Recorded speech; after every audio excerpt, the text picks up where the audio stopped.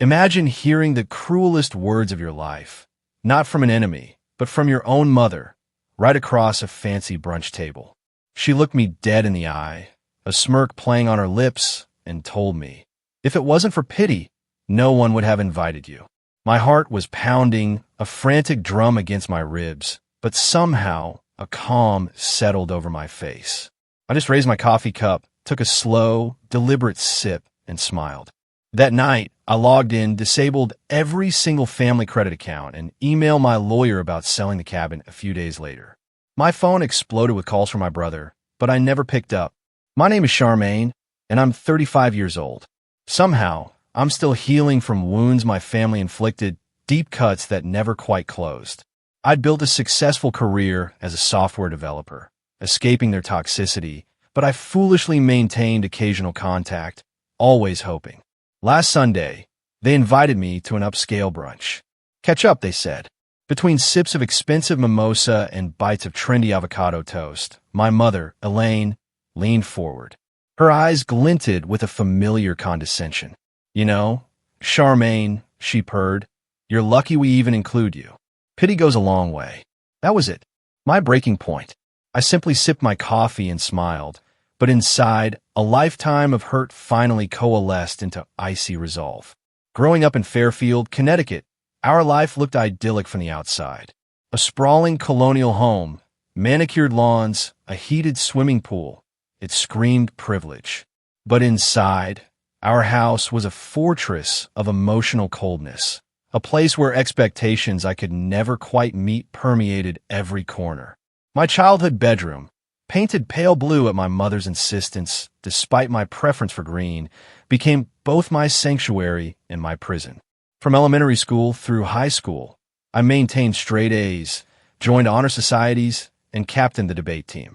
Yet, my achievements felt like they collected dust in a forgotten attic while my brother, Nathan, received lavish praise for his mediocre baseball performance and average grades. At my high school graduation, where I delivered the valedictorian speech, my father, Richard, was checking his BlackBerry. Later, my mother complained that my dress looked department store. We expect excellence from you, Charmaine, my father would dismissively say whenever I showed him a perfect report card or academic award.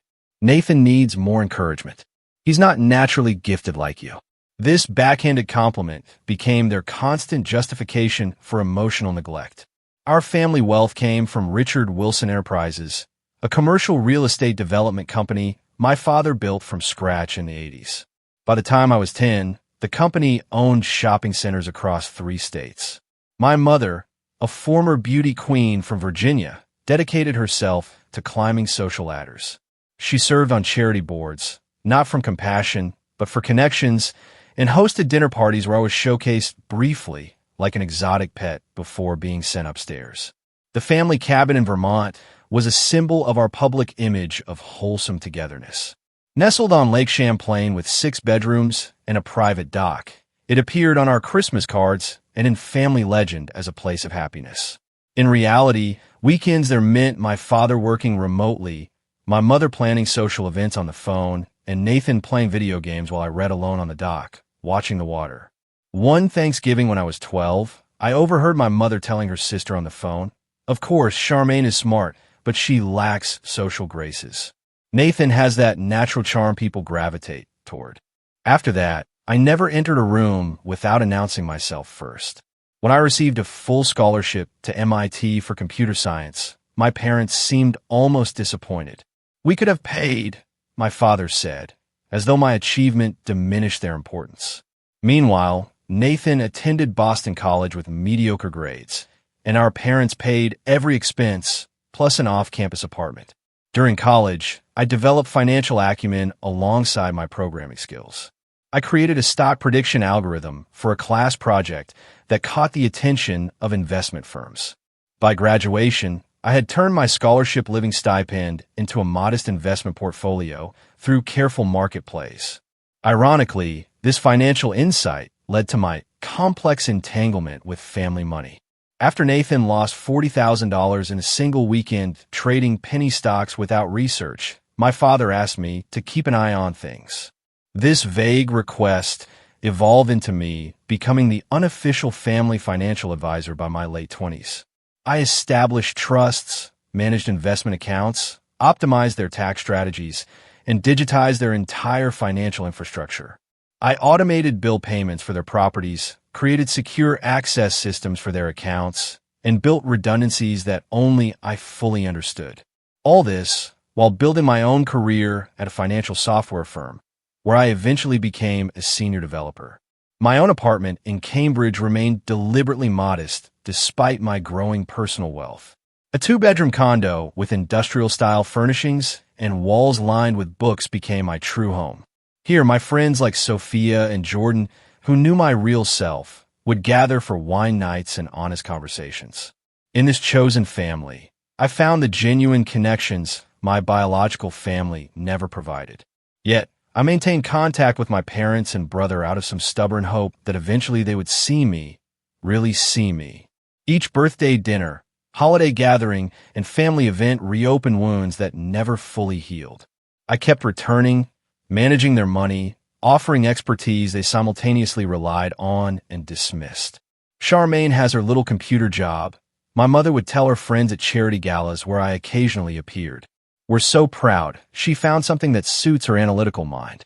She would pat my hand while delivering these diminishing comments, making any objection seem oversensitive. My father maintained emotional distance through work obsession. His rare direct communications came through texts asking for financial guidance or help with technological issues. Nathan, following the path cleared for him, joined our father in business despite lacking aptitude. His position as Vice President of Development existed in title only, while junior employees handled his responsibilities. The irony never escaped me. Despite being treated as insignificant, I controlled the digital infrastructure of their entire financial lives. Every password, every account access point, every automatic payment flowed through systems I created and maintained. They required my expertise while pretending it was trivial. This contradiction created an unsustainable tension that had been building for years before that fateful brunch. The invitation came through a text message on a Wednesday afternoon while I was debugging code at work. "Family brunch Sunday at Maison Bleu, 11 a.m. Your presence expected. No please. No question mark." My mother always communicated in imperatives when it came to family appearances. What she didn't know was that I had recently discovered concerning transactions. While performing routine maintenance on the family accounts, I saw Nathan had withdrawn increasing amounts from his trust fund, nearly $80,000 disappearing over 2 months. The transactions originated from ATMs near Mohegan Sun Casino in Connecticut. I had quietly investigated, discovering he had opened secret credit cards with astronomical balances. His gambling addiction explained his recent jittery behavior and constant requests for temporary loans from our parents. They remained oblivious, attributing his cash requests to his recent divorce settlement with his ex-wife, Vanessa. This discovery put me in an uncomfortable position. Revealing his addiction would cause family chaos. Yet, concealing it made me complicit. Additionally, my parents had recently decided to renovate the Vermont cabin without consulting me, despite my part ownership inherited from my grandmother. The renovation plans eliminated the library she had specifically designated for me in her will. These tensions simmered as I reluctantly agreed to brunch. Saturday night before the meeting, I prepared myself meticulously. I selected a charcoal gray sheath dress, conservative yet expensive enough to withstand my mother's scrutiny. I rehearsed neutral topics of conversation and set mental boundaries about what information I would share about my personal life. Sunday morning arrived with spring sunshine that belied my internal weather. I drove my modest Audi to Maison Bleu, an overpriced French bistro my mother selected for its visibility among her social circle. The restaurant occupied prime real estate in Boston's Back Bay, with expansive windows allowing patrons to see and be seen. I arrived precisely on time to find my family already seated.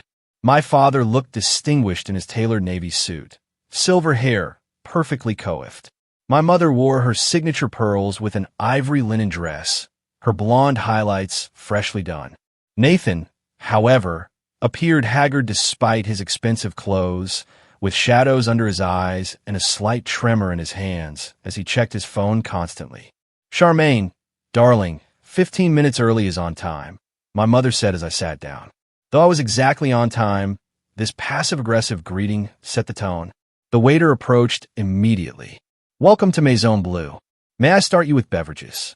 "Mimosas for the table," my father declared without consultation. "Charmaine will have coffee. Black. She avoids alcohol because of her migraines." This was untrue. I avoided alcohol around them because I needed full faculties to navigate their dynamics. "Actually, I'll have a sparkling water with lemon and coffee," I corrected quietly. My mother sighed dramatically. Always the difficult one around us. Other families around us engaged in genuine conversation. A father at the next table listened attentively to his teenage daughter. An elderly couple held hands across their table. These glimpses of authentic connection highlighted the performative nature of our gathering. The waiter returned with drinks, taking our breakfast orders. My mother criticized my choice of avocado toast as predictable while praising Nathan for selecting steak and eggs, despite his obvious hangover. "How's the programming job?" my father asked, glancing at his watch. "Software development," I corrected gently. "My team just launched a new financial security platform that has been acquired by 3 major banks." "How nice," my mother interrupted. "Nathan just closed the Westfield development deal. $40 million. Nathan shifted uncomfortably. I knew from my access to the company accounts that the Westfield deal had fallen through weeks ago. Another lie, maintained for appearances. "Congratulations," I offered neutrally, watching him avoid eye contact. The conversation continued with my mother dominating, discussing mutual friends, country club gossip, and subtle digs at my perpetual single status. "Jennifer Wilson just got engaged, her 3rd marriage, and here you are, still waiting for your first. Though with your particular personality, perhaps independence suits you better." I noticed a young server watching our table with concerned eyes. She had probably witnessed similar family dynamics before and recognized the undercurrents. When she refilled my water, she offered a small, sympathetic smile. "We expect you at the cabin renovation reveal party next month," my mother announced suddenly. "We've invited everyone who matters." I was not aware renovations had been approved. I replied carefully. As a partial owner, I should have been consulted. My father waved dismissively. "Legal technicality. Your grandmother was sentimental. The renovations are necessary for modernization." "The library was specifically designated for me in her will," I pointed out. "That musty room with all those books nobody reads? It's becoming a media room. Nathan needs space for entertaining clients," my mother declared. "Besides, you hardly visit anyway." I felt my chest tighten, but maintained composure. "I visit monthly to maintain the property and accounts." Speaking of accounts, Nathan interjected nervously. I might need some adjustments to my access levels for business purposes. He wanted higher withdrawal limits to fund his gambling. I realized. Before I could respond, our food arrived, temporarily pausing the conversation. I noticed my mother exchanged glances with my father, some unspoken communication passing between them. "Charmaine," my mother began after the server departed, her voice taking on the syrupy quality that always preceded her most cutting remarks. "We've been discussing your role in family matters." My father cleared his throat. "Your expertise has been valuable, but Nathan is taking a more active interest in the financial aspects of the business." Translation: they wanted to reduce my visibility into accounts to hide Nathan's problems. "I see," I replied, cutting my avocado toast into precise triangles. "That would require significant transitions. The systems are complex." "You always complicate things," my mother sighed. "Nathan has a financial advisor from Goldman Sachs now. Much more professional arrangement." I knew this was a lie. No professional would approve Nathan's current financial behavior. The brunch continued with mounting tension, leading inexorably toward the moment that would finally break my long-suffering patience. The pivotal moment arrived as our plates were cleared. A family with young children was seated nearby, their genuine affection for each other painfully apparent. The father helped his daughter cut her pancakes while the mother listened intently to their son's animated story. My mother noticed my observation. Some people are naturally suited for family life, she remarked pointedly. It requires a certain warmth and flexibility. I sipped my now lukewarm coffee, saying nothing. We're meeting with the interior designer for the cabin renovations on Tuesday, my father announced, checking emails on his phone. The contractor estimates completion by July.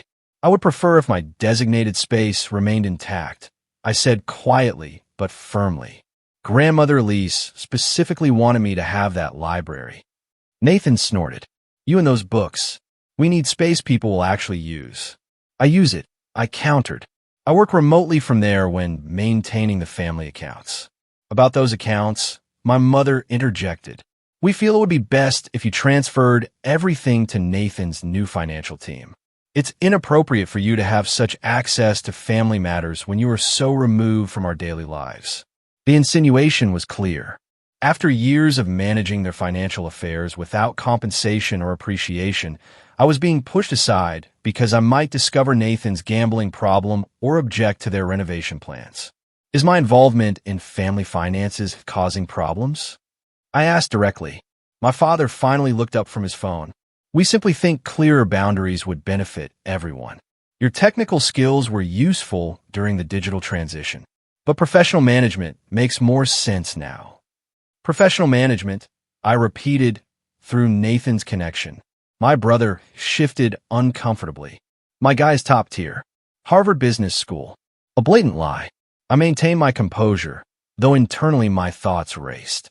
They wanted to remove my access because I knew too much, not because they had better options. Well, I said carefully, transferring the systems would require significant documentation. The security protocols are intricate. You always make everything so complicated, my mother sighed dramatically. This is exactly why family gatherings are so tense. Your constant need to assert control. I don't need to assert control, I replied. I designed the systems you all rely on. Transitioning requires proper procedures. My mother placed her napkin on the table and delivered the line that would change everything.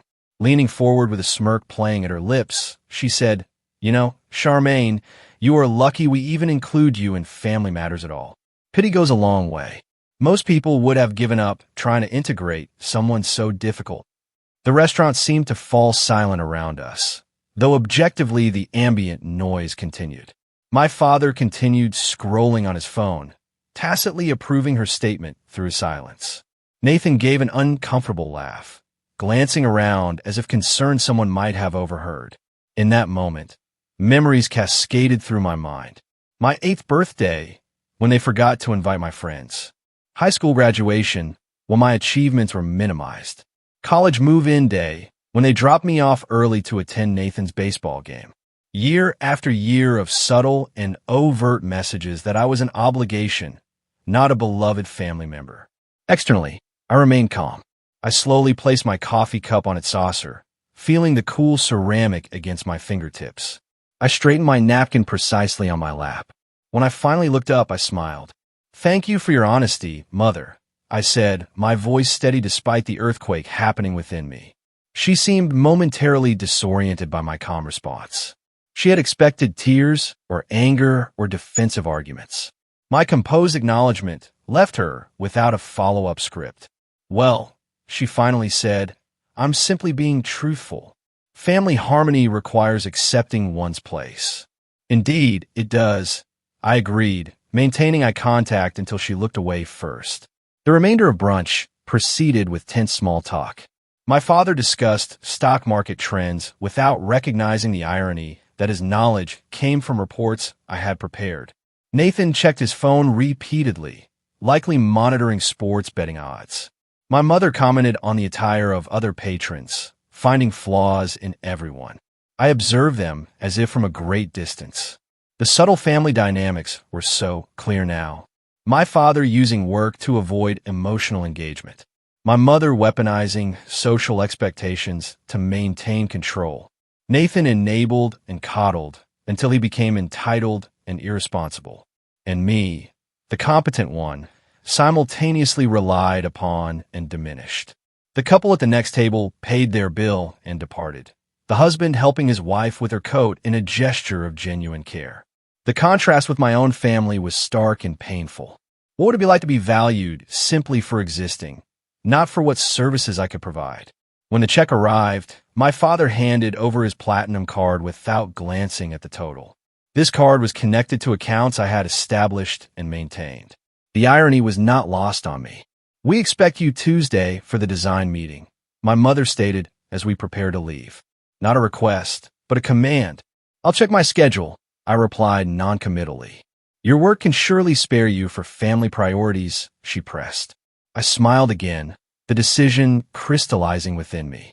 Family priorities? Yes, those are important to consider.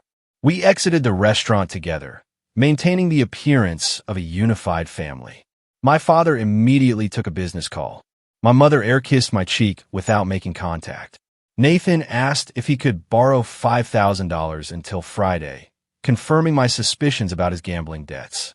"I'll see what I can do," I replied, knowing already what my answer would be. As I walked to my car alone, the spring sunshine felt different somehow.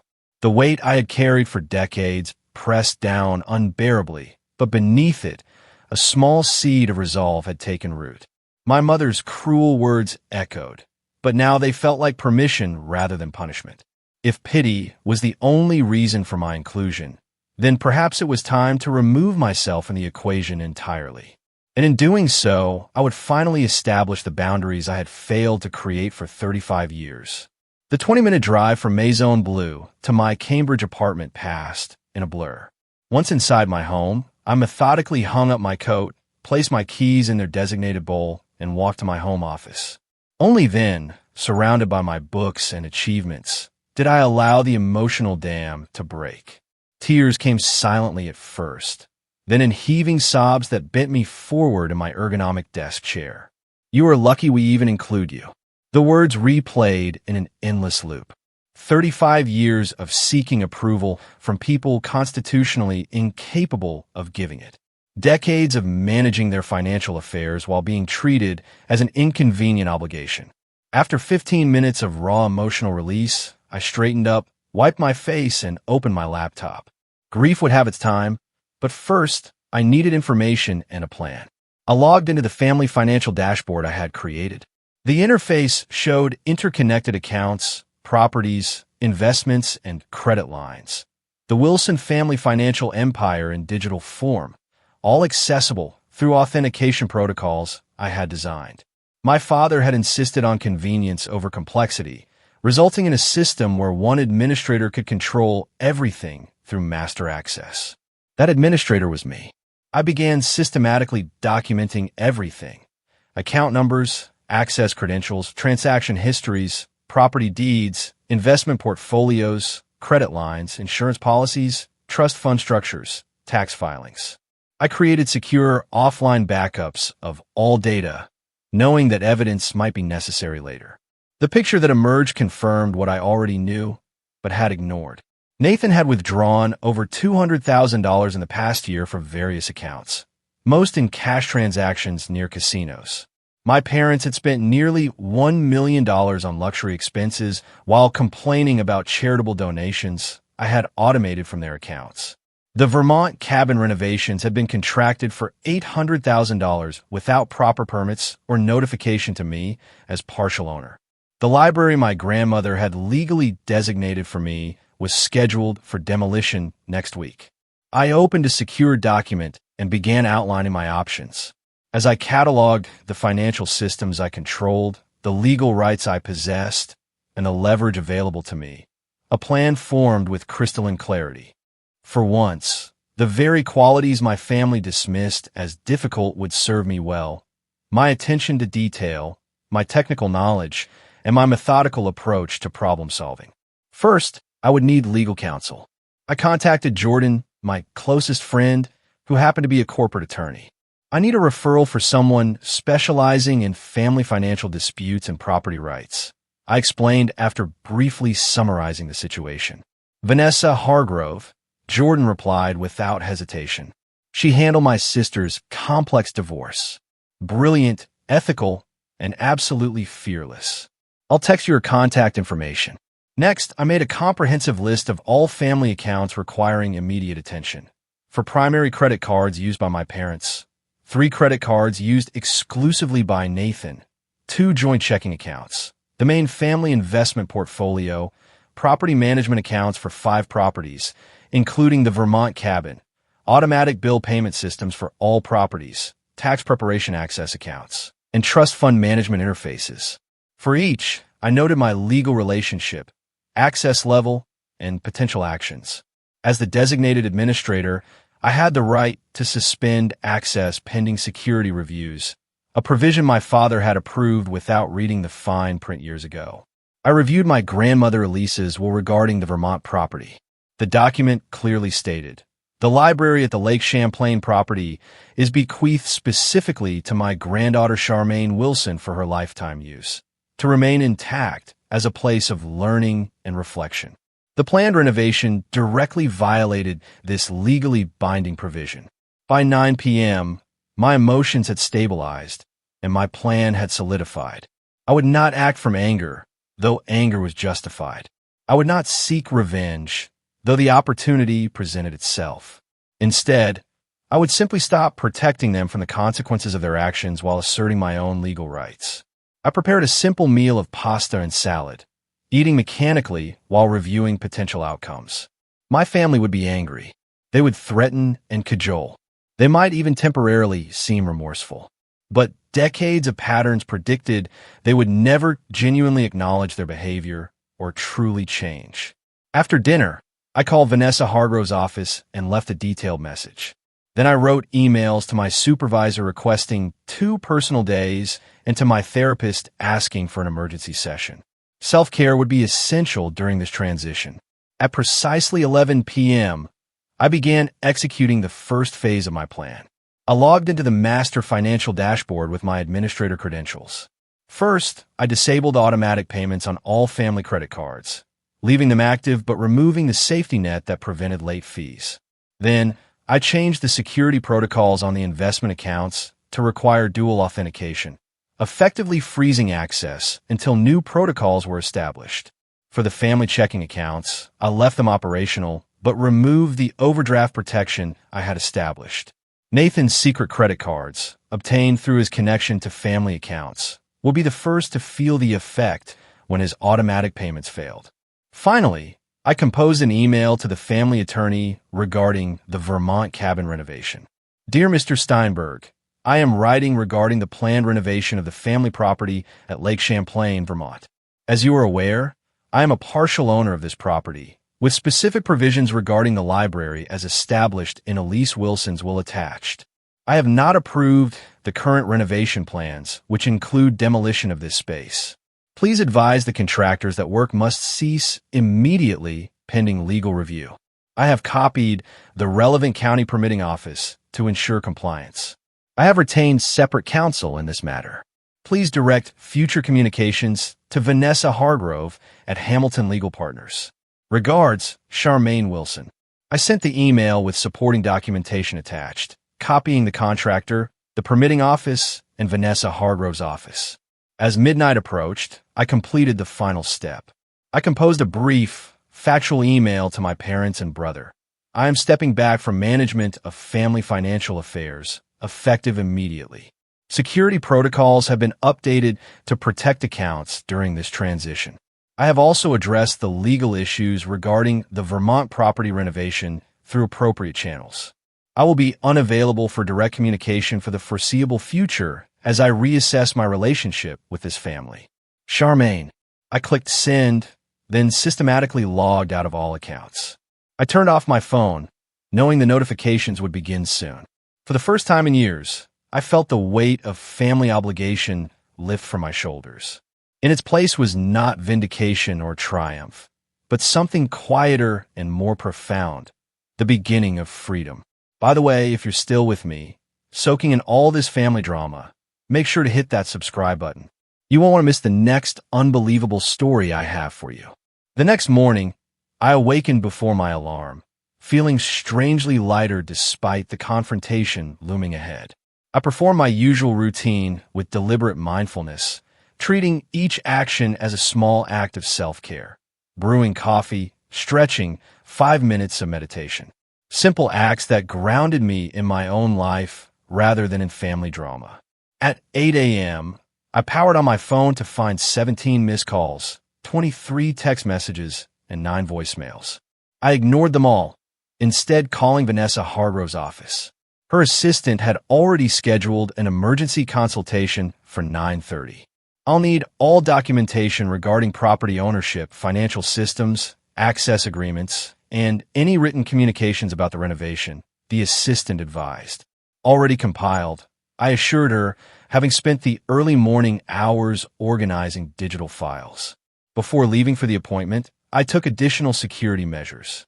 I changed all my personal passwords, removed family members from my emergency contacts, and activated enhanced security on my personal accounts. I also withdrew $4,000 in cash from my personal savings, knowing that financial warfare might escalate quickly. Vanessa Hargrove's office occupied the 14th floor of a sleek downtown building. The attorney herself projected composed confidence. Her gray suit impeccably tailored, her handshake firm. "Jordan speaks highly of you," she said, gesturing me to a seat. "He mentioned this involves complex family financial entanglements and property disputes." For the next hour, I outlined the situation with clinical precision, providing documentation for each claim. Vanessa asked incisive questions, taking meticulous notes. "Based on these documents, your position is legally sound," she concluded. "The cabin library provision is explicitly protected in the will. Your administrator access to financial systems was formally granted by your father. The question now is what outcome you desire." "I want 3 things," I replied. "First, protection of my legal rights regarding the Vermont property. Second, complete separation from family financial management without becoming their scapegoat. Third, immunity from any potential accusations of financial impropriety, as I expect them to blame me for Nathan's gambling losses once they become apparent." Vanessa nodded. "Reasonable objectives. I recommend immediate legal notices regarding the property renovation, formal documentation of your resignation as financial administrator with a comprehensive accounting of the current state of affairs, and preemptive documentation regarding Nathan's unauthorized withdrawals to protect you from false accusations." "How quickly can we proceed?" I asked. "I'll have preliminary documents ready this afternoon. The property injunction takes priority since construction is imminent." After leaving Vanessa's office, I proceeded to my bank where I opened a new account at a different institution than my family used. I transferred the majority of my personal funds, leaving only minimal balances in accounts that could potentially be linked to family finances. By noon, my phone had accumulated 30 additional missed calls. I listened to one voicemail from my father. "What the hell do you think you're doing? Fix this immediately. Your behavior is unacceptable." His voice held the familiar tone of someone who expected immediate compliance. For the first time, I felt immune to its effect. At 1 p.m., I met with my therapist, Dr. Caroline Reed, who had accommodated my emergency request. "This represents a significant boundary establishment," she observed after I recounted recent events. "How are you managing the emotional aftermath?" "Vacillating between relief and guilt," I admitted. "Intellectually, I know this is necessary self-protection. Emotionally, decades of conditioning are hard to overcome." "The guilt is a programmed response," Dr. Reed reminded me. "Your family installed those buttons precisely to prevent this kind of self-advocacy." I spent the afternoon working with Vanessa's team, signing affidavits, and reviewing legal notices. By 5 p.m., the following actions had been taken. An emergency injunction was filed against the Vermont cabin renovations based on will provisions. My formal resignation as family financial administrator, with complete documentation of account statuses, was submitted. Certified letters were prepared for all financial institutions documenting the change in authority. Evidence of Nathan's gambling withdrawals was placed in secure legal hold, and a security company was contracted to change locks on my apartment and install enhanced surveillance. "What should I expect next?" I asked Vanessa as we concluded our session. "Escalation, then negotiation," she replied. They will first attempt to intimidate you into reversing course. When that fails, they will offer concessions to regain control. Throughout, they will likely attempt to access accounts and bypass the security measures you implemented. Her prediction proved accurate. By evening, my brother had progressed from angry texts to thinly veiled threats. "You have no idea what you are doing to this family. Dad is considering legal action. Fix this now, before you can't undo the damage." I didn't respond, instead focusing on my own security. I contacted my workplace security team, advising them not to allow family members access to the building. I informed my apartment building management about potential unwanted visitors. I even called local police on their non-emergency line to document the situation in case of escalation. That night, I performed a small ritual of reclamation. I deleted the family calendar from my phone, removing birthdays and anniversaries that had dictated my schedule for years. I unsubscribed from my mother's country club newsletter.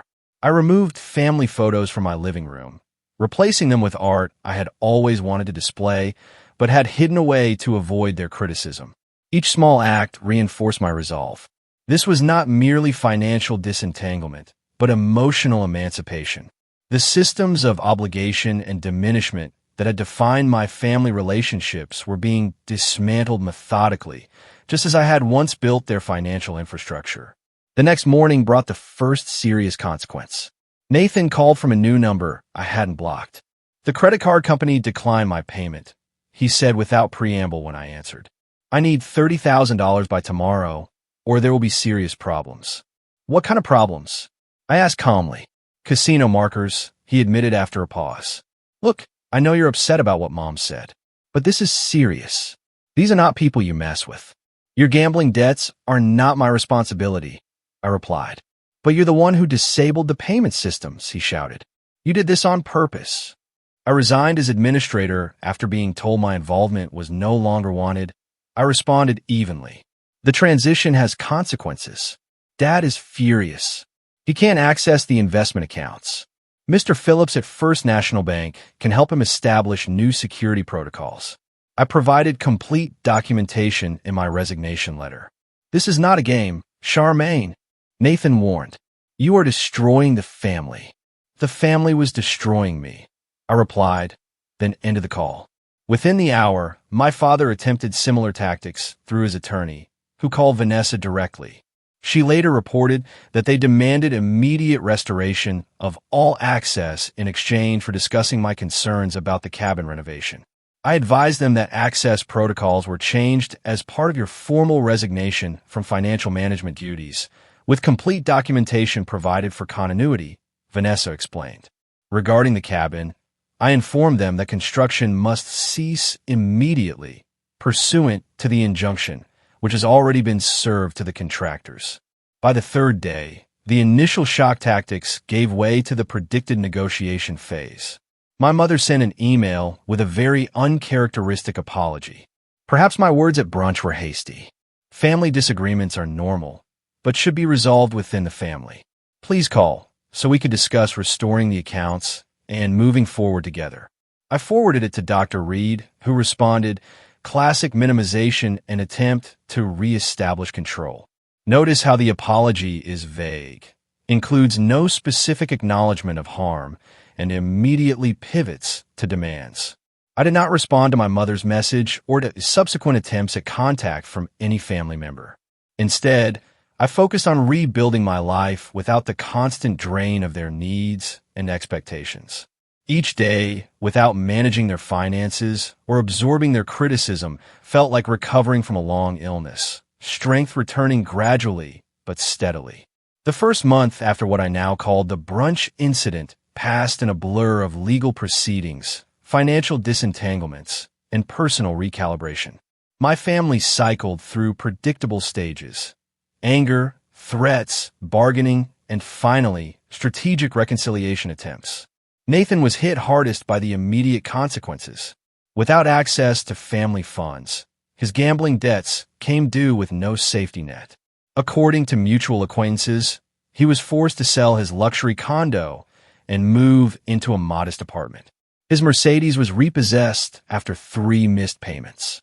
The casino markers required intervention from my father, who reportedly paid over $100,000 to prevent more serious consequences.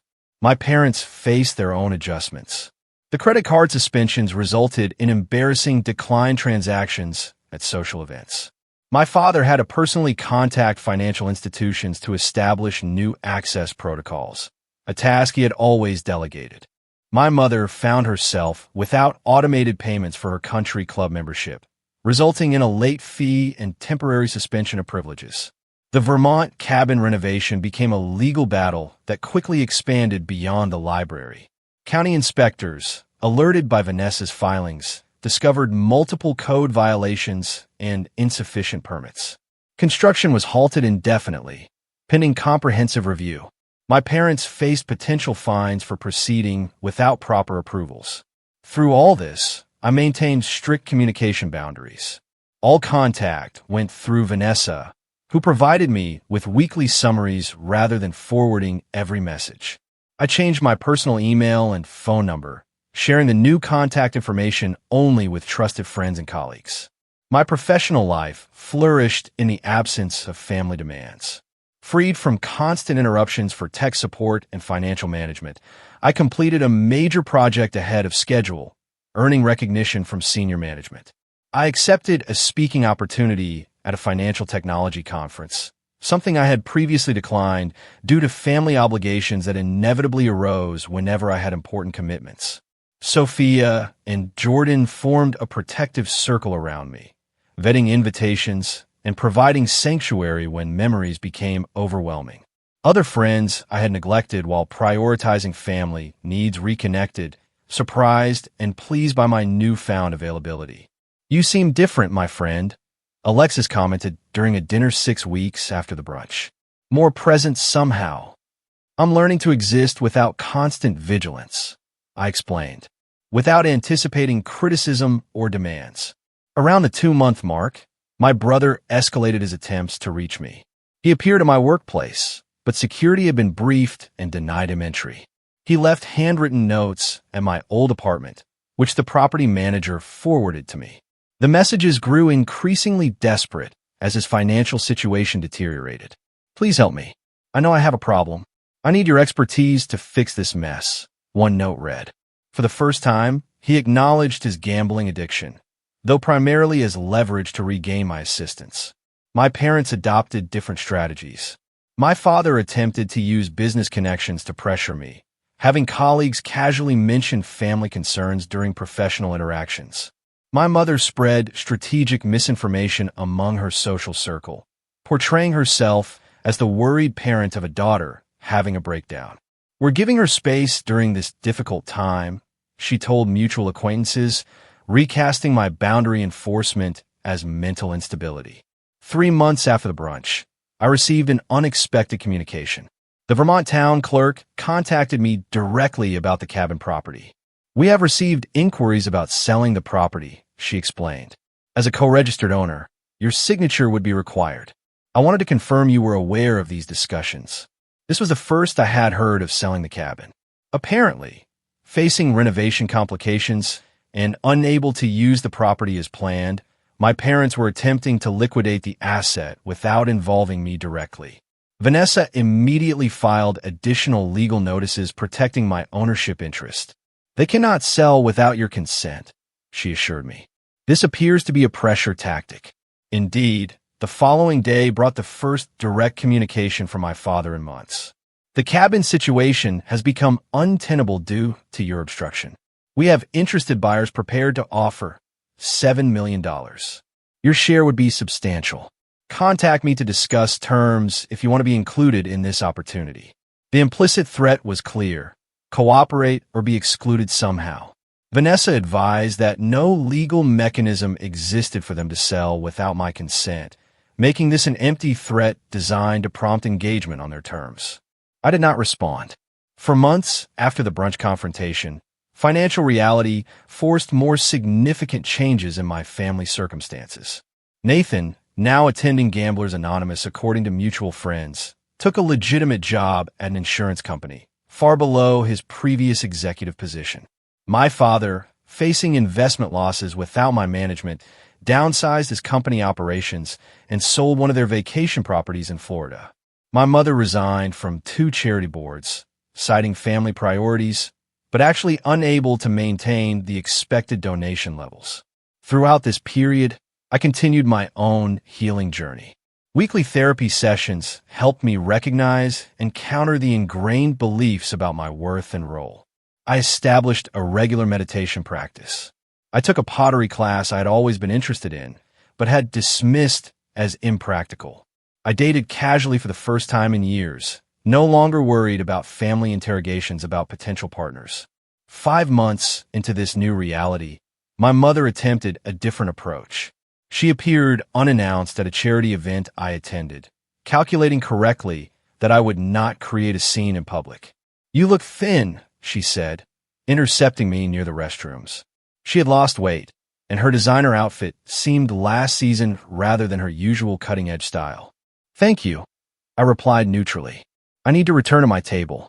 This separation has gone on long enough," she continued as if I had not spoken. "Your father and I are prepared to forget recent unpleasantness. Nathan is doing better. The family needs to reunite." "I'm not available for that discussion," I stated calmly. "We are still your family," she insisted, a familiar edge entering her voice. "You cannot simply erase 35 years of history." "I am not erasing history," I replied.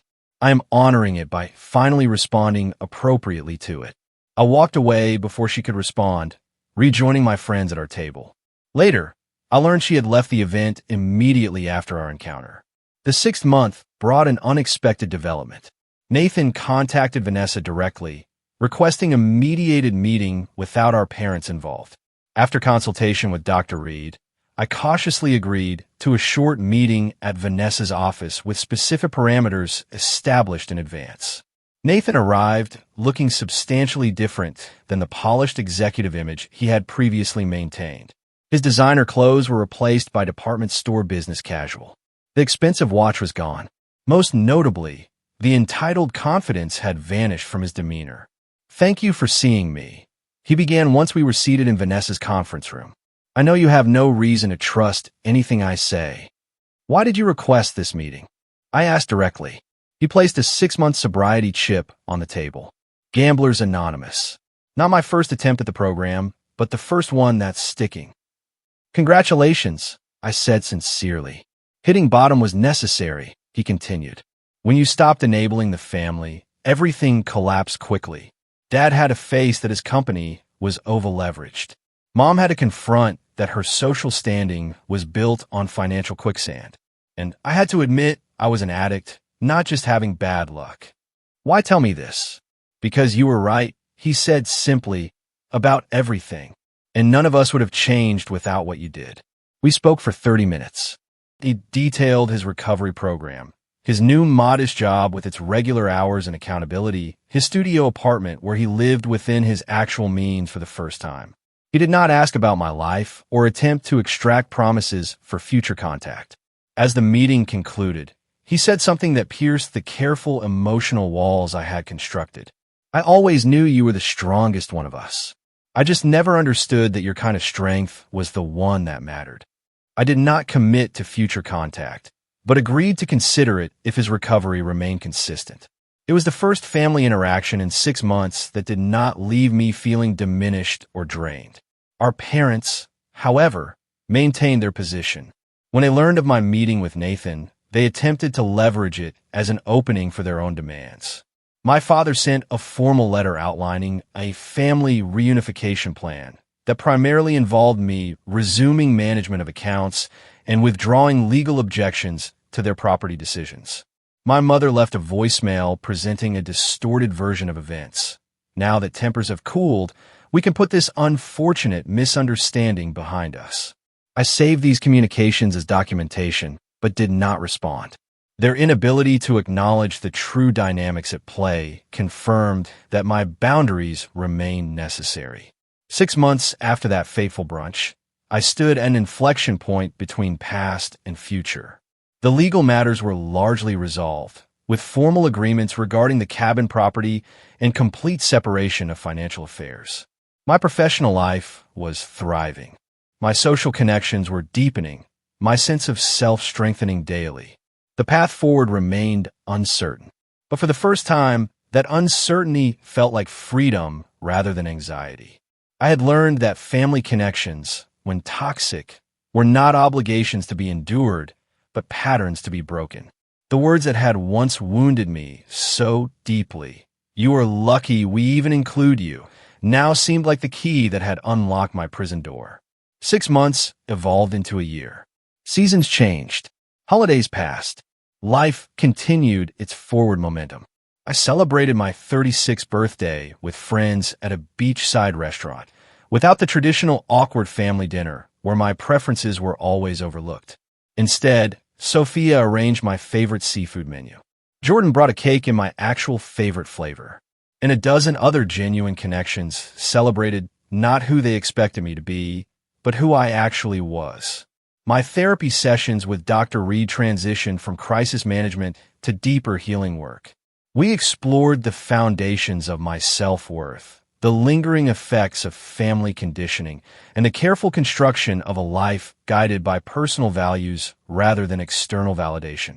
Healing is not linear. Dr. Reed reminded me during a particularly difficult session addressing childhood memories.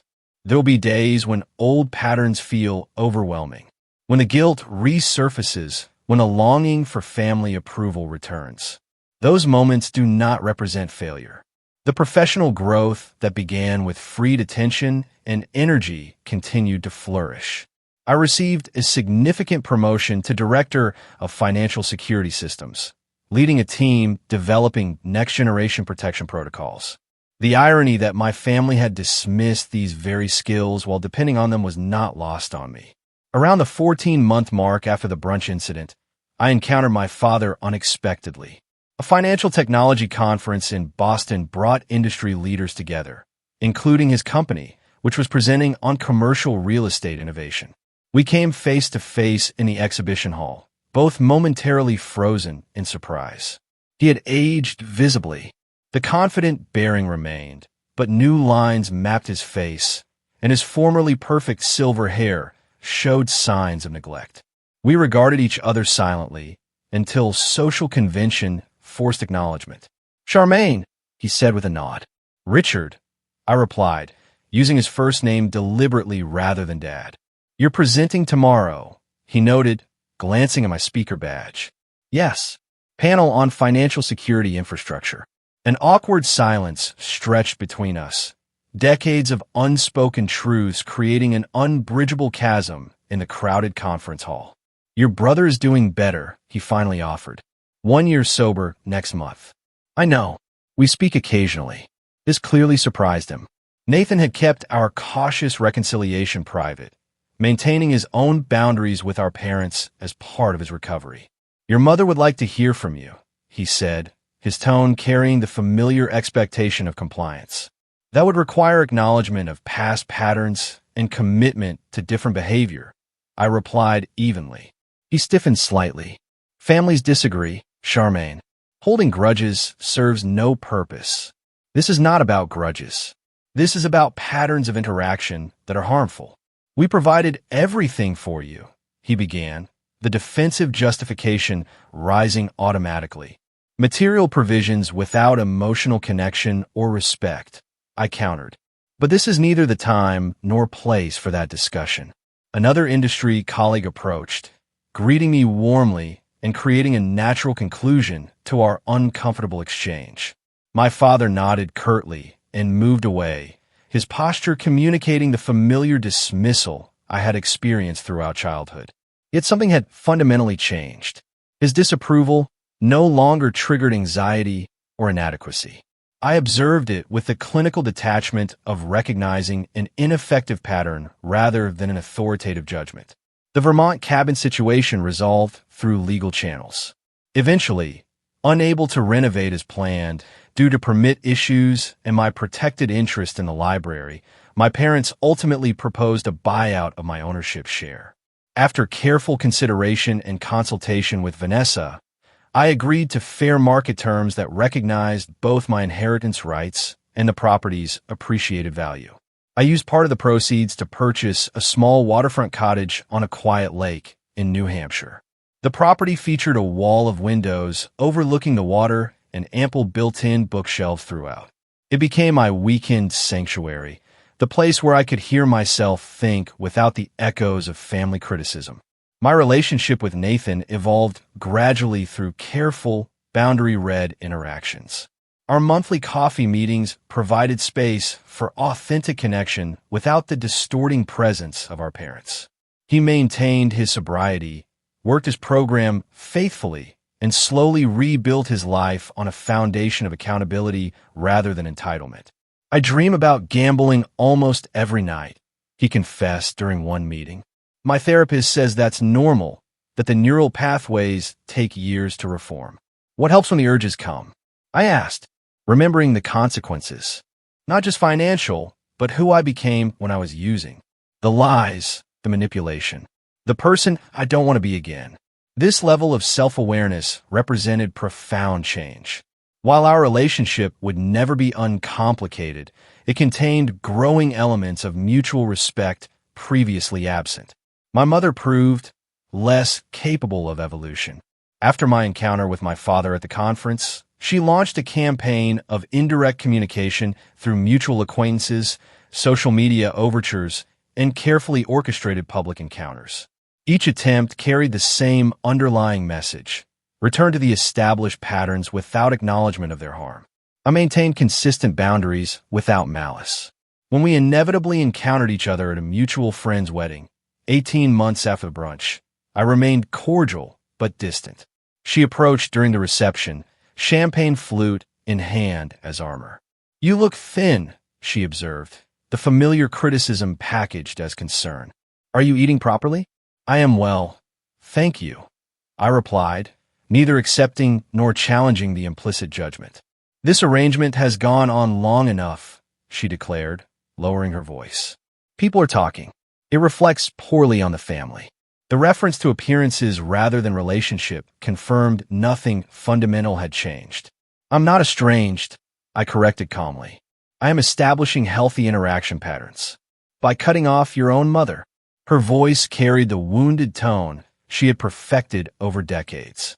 "By requiring mutual respect as a condition of close relationship," I clarified. She shook her head slightly, unable to process a paradigm where her behavior, not my reaction to it, created the current reality. "You always were difficult," she sighed, falling back on the familiar narrative. "No," I said with newfound clarity. "I was always clear about my needs and boundaries." That clarity was labeled difficult because it did not serve others' preferences. Our interaction ended shortly after, with neither resolution nor escalation. Like my encounter with my father, it confirmed that while people can change, not everyone chooses to. Some remain committed to narratives that preserve their position regardless of the relationship cost. 2 years after the brunch that catalyzed transformation, I sat on the dock at my New Hampshire cottage, watching the sunset paint the lake in gold and crimson. A journal rested in my lap, its pages filled with reflections on the journey from that momentous Sunday to the present. The healing process had been neither linear nor simple. Certain dates still triggered emotional echoes. Holidays carried complicated memories. Dreams sometimes replayed old family dynamics with painful clarity. Yet the overwhelming trajectory pointed toward wholeness rather than fragmentation, growth rather than stagnation. I had learned crucial lessons through this painful but necessary separation. True family is defined by mutual respect and care, not biological connection or obligation. The chosen family I had built around me demonstrated this daily through authentic interaction. Boundaries are not punishments, but essential elements of healthy relationships.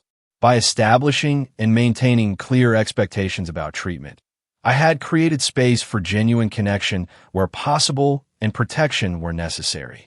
Financial entanglement often masks emotional manipulation.